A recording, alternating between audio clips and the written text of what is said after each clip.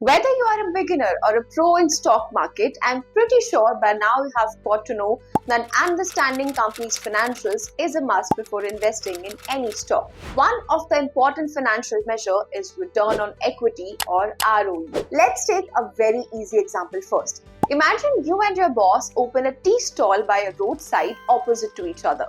You both have zero debt. You invest 20,000 rupees, which is your equity, and you generate 2,000 rupees in profit. Meanwhile, your boss invests 20,000 rupees in the tea stall and she generates 5,000 rupees in profit. Now, your return to equity is 0.1 or 10%, and your boss's ROE is 0.25 or 25%. Remember, the more the better. ROE is calculated by dividing net income by average shareholders' equity. Here, net income represents the company's profit after all expenses and taxes are deducted, and average shareholder equity is equal to assets minus liabilities at the beginning and end of the period for which net income is calculated.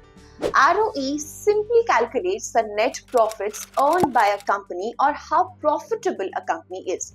So, what does a higher ROE and lower ROE indicate? A higher ROE generally indicates company's profitability, while a lower ROE generally means the company is unlikely to offer higher returns to its investors. Overall, ROE is an important metric to assess a company's financial health.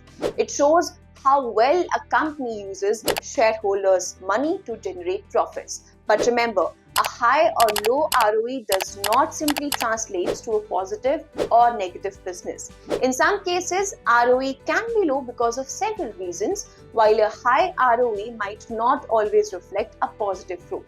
Here's an example.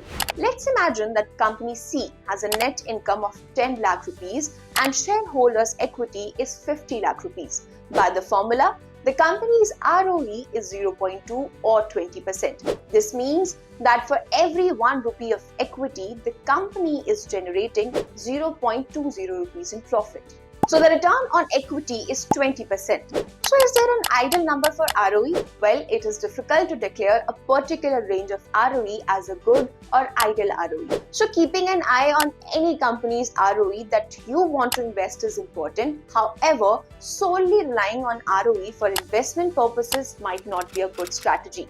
Other financial ratios or metrics are also important to be looked upon while picking a stock for your portfolio. So have you ever checked any company's ROE before investing? Let us know in the comment section below.